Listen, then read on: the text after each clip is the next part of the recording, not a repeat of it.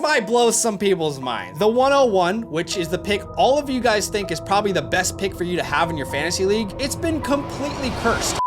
Last year, this very video just blew up. It went crazy, over 230,000 views, and it worked, helping hundreds, if not thousands of you win your fantasy championships. I saw your comments, I saw the championship trophies, and this year, the mission remains simple: to help you draft the best team in 2025. And the best news is this strategy that you're about to hear, that is backed by years of research, is optimal for every single pick on the board, from the 101 to the 112. It's gonna work for you. All I ask in return is that you drop a like on this video. I have a 500 like goal, and you hit the subscribe button if you find any value in this video. All right, I'm excited to announce that I can officially say the strategy that you need to dominate your 2025 drafts is called the anchor wide receiver plus double RB strat.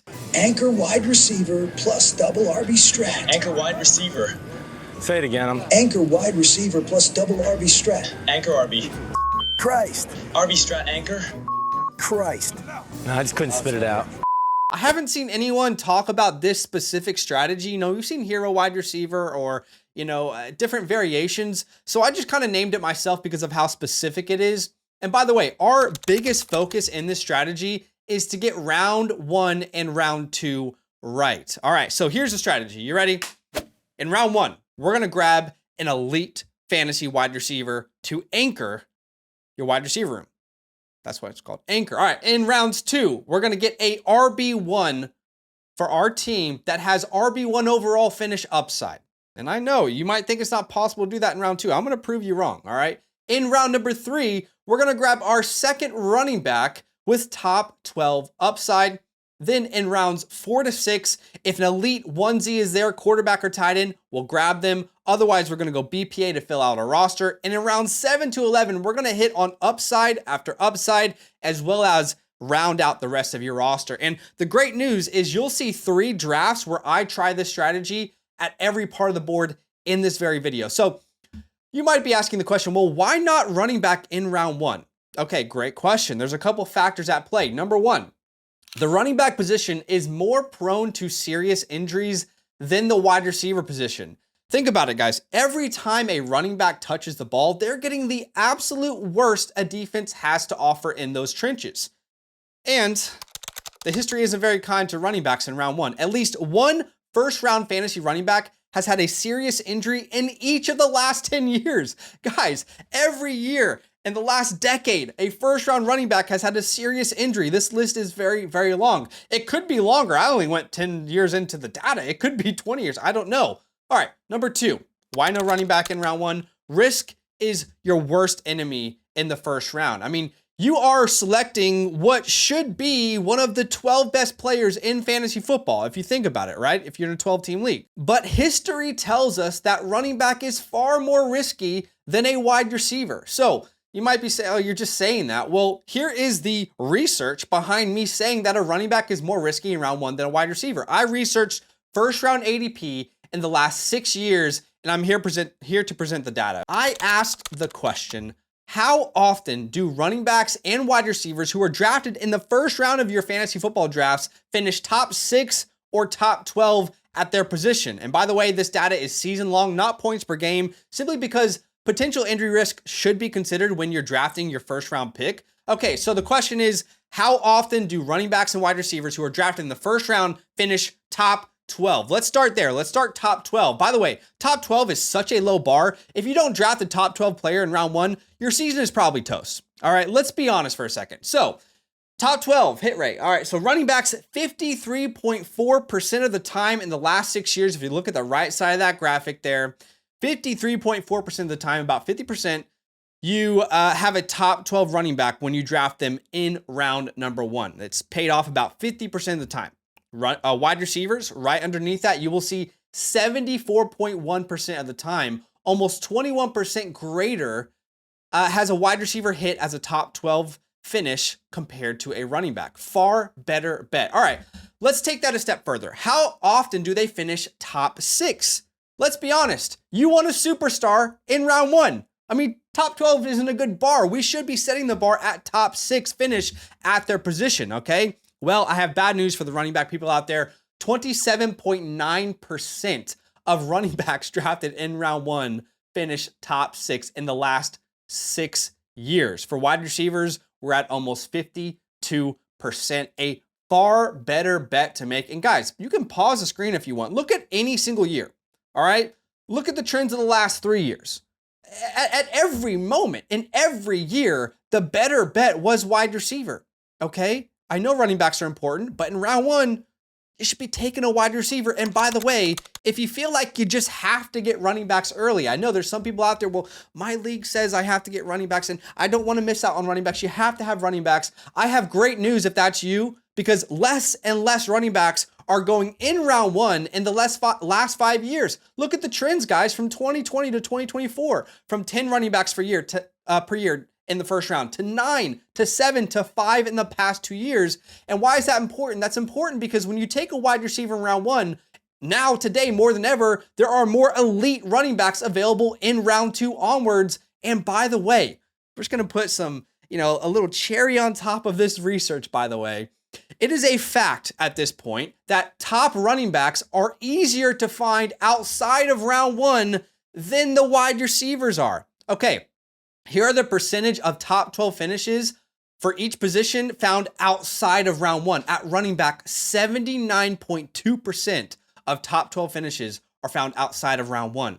For the wide receiver spot, only 58.3% of the time, okay? Again, the data continually shows us that wide receiver in round 1 is the play. And look, I know it feels like that running back that you want to draft this year is so bulletproof. Last year on this very video, I told people, hey, maybe be careful with the running backs. And the responses in the comments were, the research is good, but I'm going to take CMC. I don't care. All right? I'm going to take him. All right. But history tells us to get the most out of our first round pick, draft a wide receiver in round 1. Okay. Again, so let's look at this strategy as a whole here one more time. Anchor wide receiver plus double RB strat.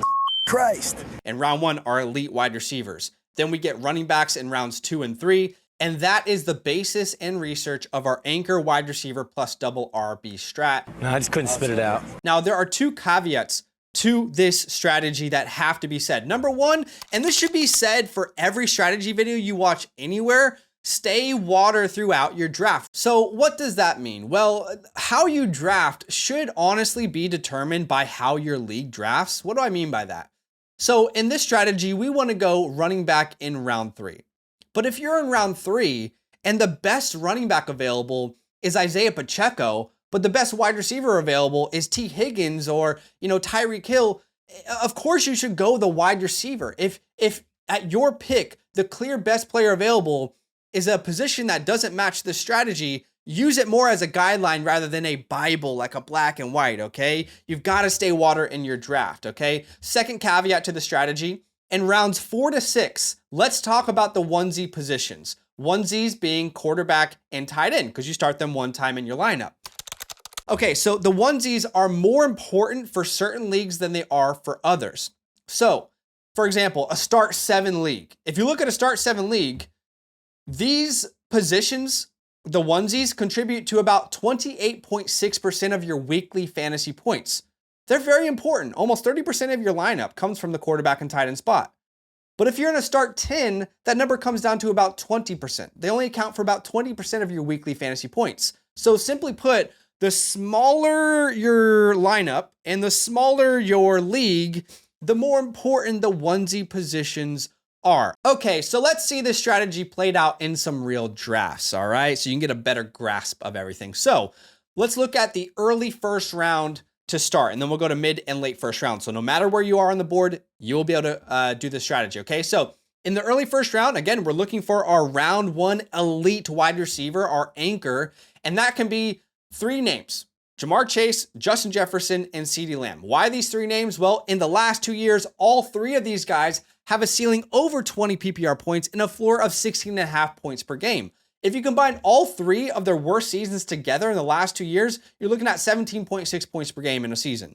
And if you look at volume, all these guys are averaging over 9 targets per game in the past 2 years. They're all in great offenses. Okay, that's what we want to do in the early first round. You can see in this mock draft, we chose Justin Jefferson here at the 103. Now, in round 2, you're going to want to hit on a running back that has RB1 overall upside, that is a workhorse, ideally, okay? So in this spot of the board, you're going to be looking at some names like Jonathan Taylor, which you'll see how drafted here. You're going to be looking at names like Bucky Irving, Josh Jacobs, even Chase Brown you can throw into there, right? But for JT and Josh Jacobs, these are workhorses, proven guys. I mean, averaging over 20 touches per game and 17 points per game in fantasy last year in 2024. And as far as Bucky Irving, you're betting on a year 2 breakout. By the way, a guy who averaged over 19 touches per game and 18 points per game after Tampa Bay's bye week, where we saw the rookies get more involved, which we always see. I project all these running backs to be crucial parts of their offense again in 2025. Then in round 3, what we personally did is look for another running back. And again, it's that same group. Who kind of falls to you on the turn, right? Is Taylor there? Is Bucky? Is Josh Jacobs? How about Chase Brown, who I think is worthy of a second round pick? If you can snag him in the second round, we're going to be able to do it. And again, all the same rationale, but we'll add Chase Brown in there, who again, Chase Brown from week 4 onwards averaged 21 touches per game and over 18 fantasy points. They're all incredible options. And again, you can see in this draft specifically, you know, we didn't prioritize our onesies, but we took James Cook in the 4th round to kind of solidify that running back room, if you will, to really give it a little bit of oomph. And then in rounds 5 to 6, we got our wide receivers 2 and 3 in McMillan and Waddle. Caleb Johnson. Then we hit on a quarterback we love in Bo Nix, one of our favorite quarterbacks this year. And we punted the tight end position to Tyler Warren at the 11-3. But talking about upside picks from rounds 7 to 11, names like Caleb Johnson, Nix, Pearsall, Higgins, Warren, Benson. I mean, it's just straight upside across the board. And of course, if those picks later on don't work out, the waiver wire is there to be your friend. So I love executing this strategy from the early part of the board. However, like I said earlier, I think you can execute it from anywhere on the board. So let's look at the 107. There's a clear drop in players tiers from the 106 and then from the 107, right? So there's a big tier of 3 players like Chase, Bijan, Gibbs, Jefferson, Saquon, Lamb. Well, at the 107, a new tier begins, but you can execute this strategy. So again, round 1, elite wide receiver. You can pick from the following names like Puka Nacua, Malik Neighbors, Amon-Ra St. Brown. In the last 2 years, all 3 of these guys have a ceiling over 18 points per game and a floor of 17.6 points per game, and they're all averaging over 8.4 targets per game. Puka Nacua and Amon-Ra are in incredible offenses, and by the way, Neighbors in only 1 year in the NFL averaged 11 targets per game, 18 points per game, with the worst quarterback room in the entire NFL. Okay, so these are guys that you can absolutely bet on anchoring your wide receiver room. You can see we chose Puka Nacua in this scenario. Then in the second round, this is where we're going to grab our RB that we think has RB1 overall upside. There are so many guys that you could grab here. Hopefully one of these names fall to you, okay? So names like CMC, Ashton Genty, Derrick Henry, Devon Achane, even Jonathan Taylor.